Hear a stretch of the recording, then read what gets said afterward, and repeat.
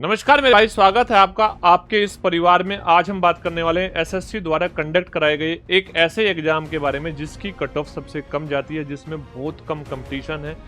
इस कम कंपटीशन होने के सबसे बड़े वजह है कि बच्चों को अवेयरनेस कम होती है, यानी कि बच्चे फॉर्म भर देते हैं लेकिन उनको किस किस क्वालिफिकेशन में क्या क्या क्राइटेरिया होता है ये बच्चों को नहीं पता होता है। तो आज मैं बात करने वाला हूं इस एग्जाम के बारे में जो हर साल आता है, जिसको हम सिलेक्शन पोस्ट या सिलेक्शन फेज का एग्जाम बोलते हैं।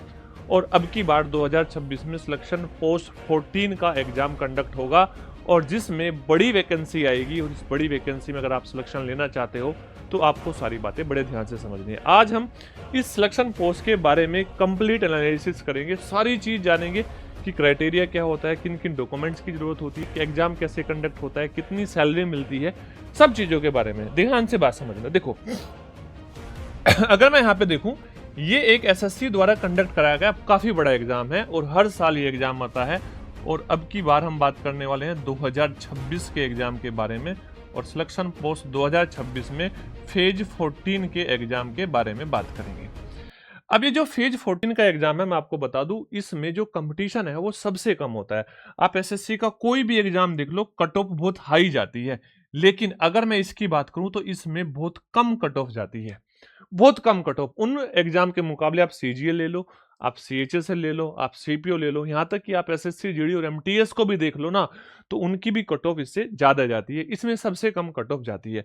रीजन क्या होता है यहाँ पर अवेयरनेस की कमी होती है और जिसकी वजह से बहुत सारे बच्चे तो फॉर्म ही नहीं भरते और बहुत सारे बच्चे ऐसे होते हैं क्वालिफिकेशन नहीं होती है, फॉर्म भर देते हैं। तो वो वहां पर जब फाइनली आपके डॉक्यूमेंट वेरिफिकेशन होती है तो उसमें वो आउट हो जाते हैं।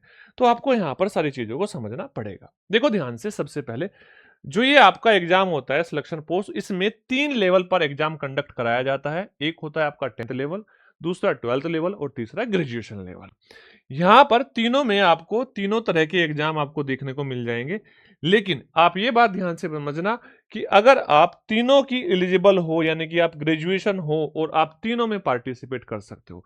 लेकिन अगर आप 10वीं हो तो आप 10वीं वाला ही कर सकते हो, 12वीं हो तो 10वीं और 12वीं वाला 2 का फॉर्म भर सकते हो। इस बात को भी समझना होगा कि आपको हर लेवल के लिए अलग फॉर्म भरना होगा और हर लेवल के लिए अलग एग्जाम भी होता है। 10th लेवल का अलग एग्जाम होगा, 12th लेवल का अलग एग्जाम होगा और ग्रेजुएशन लेवल का अलग एग्जाम होगा। और इनमें अगर मान लो 10th लेवल का एग्जाम का लेवल ये है तो 12th वाले लेवल का इससे थोड़ा ज्यादा लेवल आएगा। ठीक है, ग्रेजुएशन लेवल वाला इससे थोड़ा ज्यादा लेवल आएगा। ठीक है, तो यानी कि 10th 12th और ग्रेजुएशन यहाँ पे पेपर के लेवल में भी डिफरेंस आपको देखना मिलेगा, लेकिन सिलेबस सेम होता है, एग्जाम का पैटर्न सेम होता है। आइए आगे बात समझते हैं मेरे भाई, ध्यान से बात समझना। अगर हम सिलेक्शन फेज 14 की बात करें जो 2026 में आपका आने वाला है, इसके बारे में अगर हम बात करें तो सबसे पहले हम ये बात समझ लेते हैं कि सर वैकेंसी कितनी आएगी। ध्यान से बात समझना, 2022 में 20,065 वैकेंसी, सॉरी 2,065 वैकेंसी आई थी। 2023 में 5,369 वैकेंसी आई थी।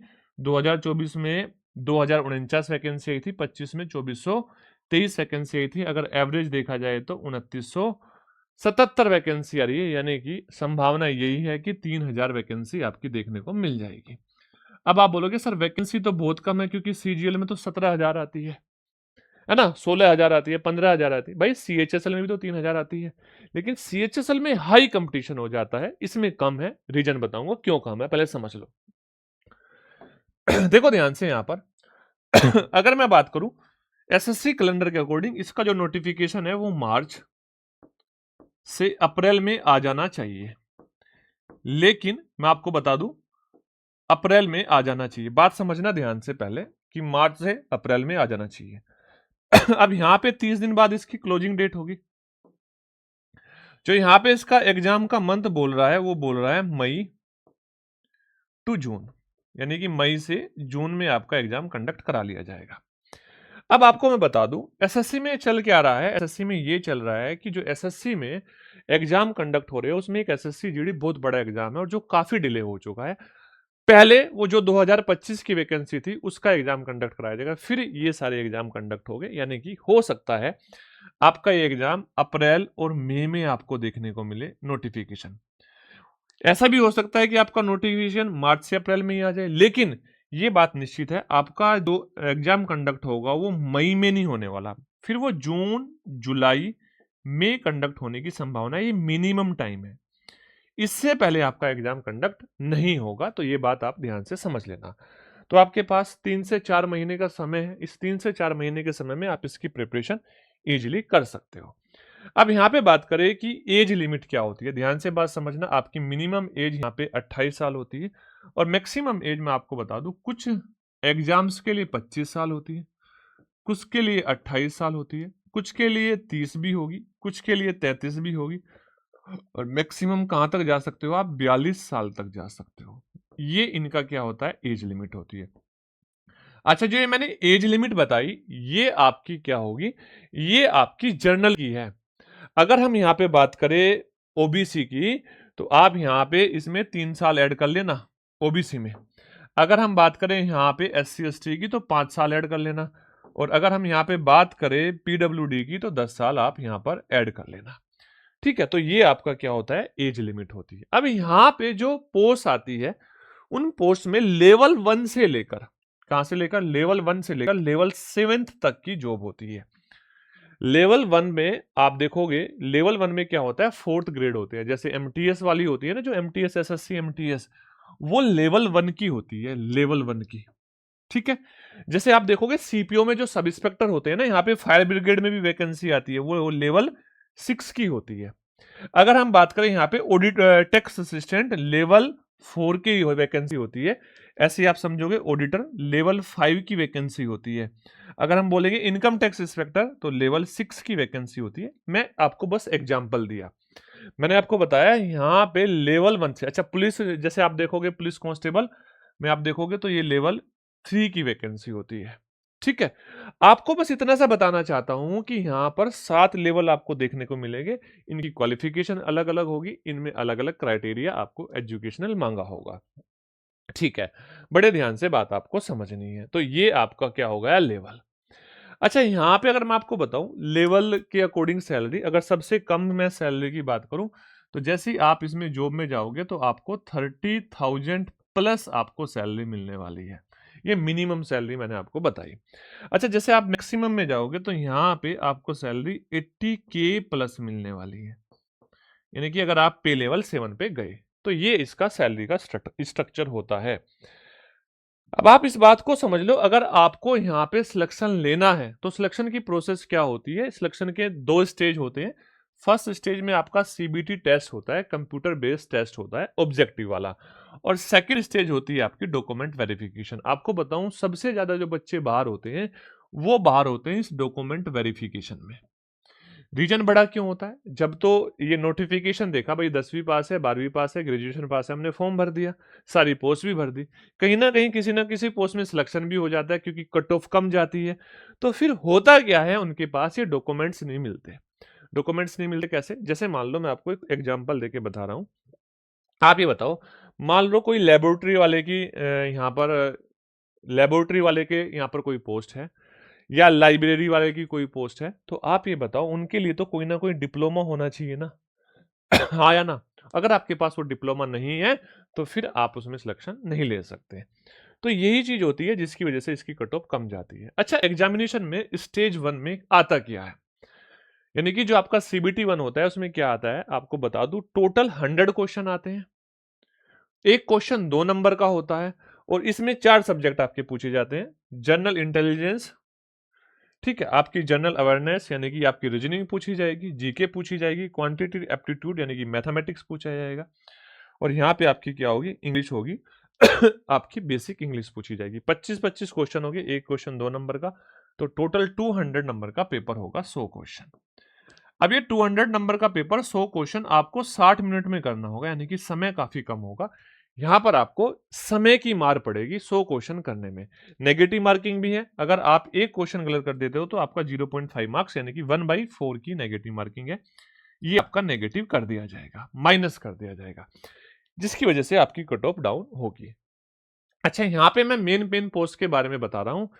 जैसे आपकी मेन पोस्ट, ऐसा वैसे तो टोटल 27-28 पोस्ट होती है, वो आने के बाद ही पता चलेगा। जब आपको नोटिफिकेशन आ जाएगा, 27-28 पोस्ट टाइप की पोस्ट होगी, वो तभी पता चलेगा कि नोटिफिकेशन में कि कौन कौन सी पोस्ट है, लेकिन मेन मेन पोस्ट मैं आपको यहाँ पे बता दूं। अच्छा, 27-28 टाइप की मैं इसलिए बोल रहा हूँ कि ये जो एग्जाम कंडक्ट होता है, जैसे मान लो किसी डिपार्टमेंट में 10 वैकेंसी की जरूरत है, तो वो 10 वैकेंसी का पर्टिकुलर फॉर्म नहीं निकालते, वो 10 वैकेंसी सिलेक्शन पोस्ट में दे देते। ग्रेजुएशन वाली है तो ग्रेजुएशन में दे देंगे, आपकी 12th वाली है तो 12th वाले में दे देंगे, और आपकी 10th वाली है तो 10th वाले में दे देंगे। लेकिन यहाँ पे senior technical assistant main post है, एक जूनियर इंजीनियर है, नर्सिंग ऑफिसर है, ठीक है।